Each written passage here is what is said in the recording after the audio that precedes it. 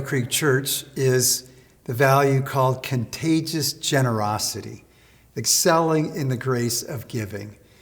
And when you hear that word contagious, you get it, especially during a pandemic, right? We get it. And so this is what I was talking about, that this is one of those gifts that has these ripple effects. It has a contagiousness around it. You're the recipient of generosity, and what do you want to do? You want to pay it forward. You want to do something for someone else. So this is the gift of giving. The working definition is the Spirit-given ability to share your resources. It could be financial, it could be other resources, right? Generously with those who are in need. So it's this generous sharing of resources. So your time, your talents, your financial resources, your hospitality, could be a lot of different things. The word literally means to share with someone else, this word giving. Paul adds that the gift is to be shared generously. So it reminds us that there's some shadows to these gifts. And so we can be positioned to actually be a generous person that exercises the gift of giving. But Paul's reminder here is, but you might not always be. We'll talk about that more.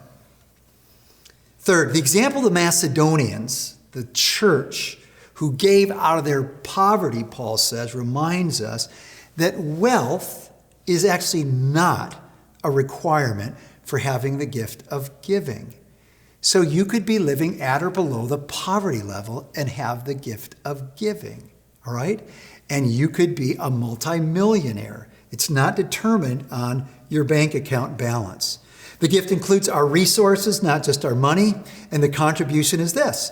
The gift builds up the church, the body, by encouraging those whose needs have been met through a generous gift, and as it contributes the resources necessary for God's work to continue. So it could have this a very individual focus, and then the gift of giving can have this corporate where it funds and resources the ministry. So Jesus had women who had the gift of giving that funded his ministry.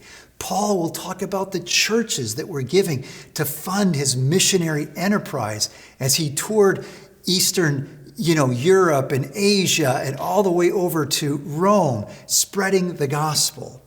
So when we think about this, characteristics start with this. You have resources to share, and you share them and give them generously. You find great joy in sharing your resources. You're a cheerful giver. You often give anonymously because it's not about you. You respond to the needs that you hear about, right? You're good stewards. You care about how you handle God's money, believing it's all his. You're mindful to whom much is given, much is required. There's a sense where you've adopted this saying by Letourneau. R.G. Letourneau said, the key question is not how much money I give to God, but how much God's money I keep. Or another way to say it is, what do I need to live on so that I can give the rest away? As opposed to, what do I need to give so I can live on the rest? All right? Continue to live at the same lifestyle even when their income goes up. That's a hallmark of people with the gift of giving because they're passionate about it. They're all over it. They know what they need. They don't want to live a lavish life. And they are so glad to say, this is what we need. And so the rest we can give back to God, his work, and the people he places in our lives. So some cautions. Don't squelch the gift by being stingy and hiding it under the banner of being a good steward. So Paul says if you got the gift of giving, give generously. Don't just give sparingly.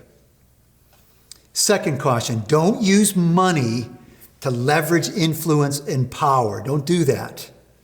Third, don't think giving your money wins you any favor with God. I remember somebody gave a friend of mine, he's this wise mentor, pastor in my life, was going to give the church a large amount of money. And he said, whoa, before you give, I want to know why you're giving.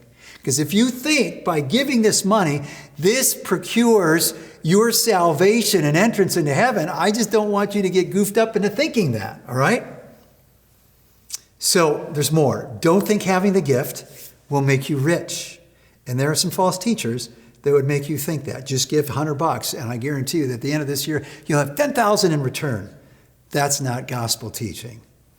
Guard your heart from the love of money. If you have been given a lot, see it as a liability, not just as an asset. Stay cheerful as you give to the Lord. Watch your motives as you give back to God.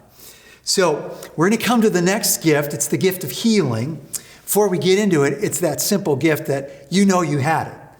Because you've prayed over someone, you've laid hands, anointed someone with oil, and you have seen how God has used your prayer, your faith, to bring healing to that person. So get to that next video.